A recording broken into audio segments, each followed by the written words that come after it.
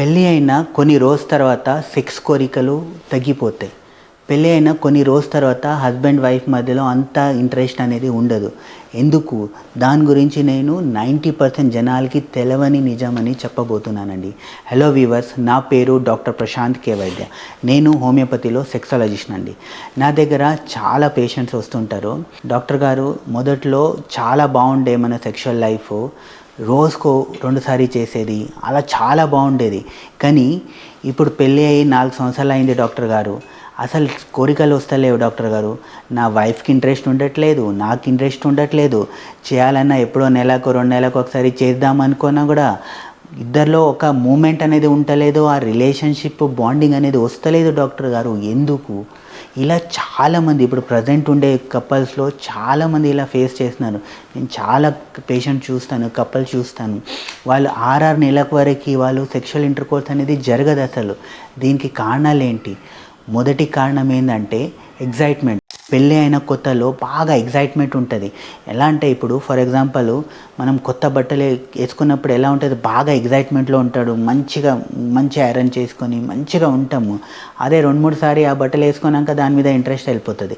అలాగే పెళ్ళి అయిన కొత్తలో ఆ అమ్మాయితో వైఫ్తో బాగా ఇంటరాక్షను, బాగా మనం రొమాంటిక్గా మాట్లాడడము, మంచి బట్టలు వేసుకోవడము, మంచి చిన్న బట్టలు వేసుకోవడం, ఇలాంటిదన్నీ చేయడం వల్ల ఏమవుతుందంటే ఎక్కడైనా బయటకు వెళ్ళడము, ఎక్కడైనా హనీమూన్కి వెళ్ళడము, ఇవన్నీ వల్ల ఏమవుతుందంటే ఆ బ్రెయిన్లో ఎక్కువ డోపమిన్ అనేది రిలీజ్ అవుతుంది. ఆ డోపమిన్ అనేది రిలీజ్ అవ్వడం వల్ల ఇద్దరి మధ్యలో బాగా ఒక కనెక్షన్, బాండింగ్ అనేది బిల్డప్ అవుతుంది.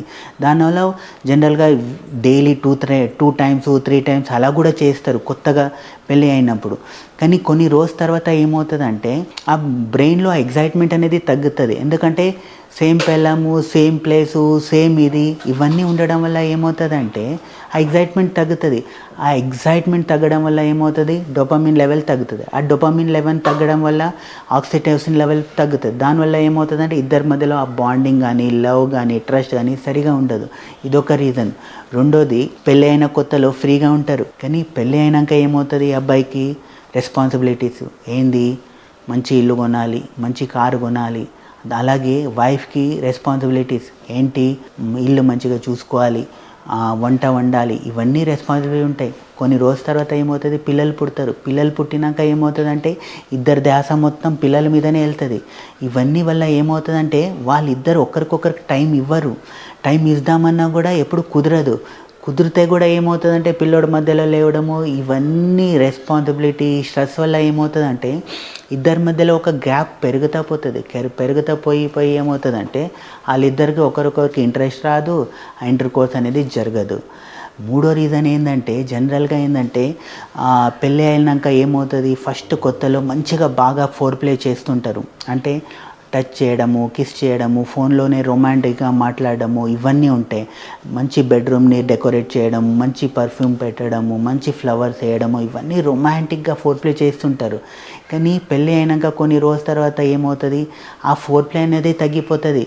ఏదో మన హాలీవుడ్లో మూవీలాగా బట్టలు ఇప్పినామా చేసేసినామా అలా ఉంటుంది. అలా ఉండడం వల్ల ఏమవుతుందంటే ఒకటి, ఆ ఇంట్రెస్ట్ అనేది తగ్గిపోతుంది. రెండోది, జనరల్గా ఫీమేల్స్లో ఏమవుతుందంటే ఈ సెక్షువల్ అరౌజల్, ఎగ్జైట్మెంట్ అనేది స్లోగా ఉంటుంది. సో ఒక మంచి ఫోర్ ప్లే ఉంటేనే వాళ్ళలో ఒక అరౌజల్ అనేది వస్తుంది. అబ్బాయిలో తొందరగా వస్తుంది, తొందరగా అవుట్ అయిపోతుంది. కానీ అమ్మాయిలో అలా కాదు, స్లోగా వస్తుంది, ఎక్కువసేపు ఉంటుంది. సో మీ ఫోర్ ప్లే కూడా లేదనుకోండి, అప్పుడు ఏమవుతుందంటే మీ ఇద్దరి మధ్యలో రిలేషన్షిప్, బాండింగ్ ఇవన్నీ అయిపోతుంది. సో అందుకే మీ లైఫ్ పెళ్ళి అయిన కొత్తలో ఎలా ఉంది అలాగే ఇంప్రూవ్ అవ్వాలి, మంచిగా అవ్వాలంటే మంచి ఫోర్ ప్లే చేయాలి. ప్రతిసారి కొత్త పొజిషన్ ట్రై చేయండి. ప్రతిసారి బెడ్రూమ్ని మంచిగా రెడీ చేయండి. మంచి బట్టలు వేసుకోండి, మంచి సెక్సీ బట్టలు వేసుకోండి. బెడ్రూమ్ని నీట్గా రెడీ చేసుకొని, పర్ఫ్యూమ్తో చేసుకొని, క్యాండిల్ లైట్ పెట్టుకొని అప్పుడప్పుడు బయట వెళ్ళండి, హనీమూన్కి వెళ్ళండి. ఇవన్నీ చేస్తూ ఉన్నారనుకోండి, మీ సెక్స్ లైఫ్ అనేది మంచిగా ఉంటుంది. ఎందుకంటే హస్బెండ్ వైఫ్ రిలేషన్షిప్ మంచిగా ఉండాలి అంటే వాళ్ళ సెక్స్ లైఫ్ బాగుండాలి, వాళ్ళ బాండ్ బాగుండాలి. ఆ సెక్స్ లైఫ్ బాగుంటేనే మీ రిలేషన్షిప్ బాగుంటుంది. లేదంటే ఏమవుతుందంటే ఊరికే గొడవలు రావడము, ఊరికే కోపం రావడము, చికాకు రావడము, ఇవన్నీ వచ్చి ఎందుకురా నాయన పెళ్ళి చేసుకుని ఫీలింగ్ వచ్చేస్తారు. సో అందుకే వ్యూవర్స్, ఫస్ట్ మీ లైఫ్ని మంచిగా చేసుకోవాలి, మీ సెక్స్ లైఫ్ బాగుండాలంటే హస్బెండ్ వైఫ్ రిలేషన్షిప్ ఇంప్రూవ్ చేసుకోండి. సో ఇలాంటి సలహాలు ఏమైనా కావాలి, ఇలాంటి ఏమైనా డౌట్స్ ఉన్నా, సెక్స్ రిలేటెడ్ ఏమైనా ఇష్యూస్ ఉన్నా మీరు మనతో డైరెక్ట్గా మాట్లాడవచ్చు, లేదా ఫోన్లోనా మాట్లాడవచ్చు, లేదా మన హైదరాబాద్లో ఉండే క్లినిక్ వచ్చి విజిట్ చేయొచ్చు.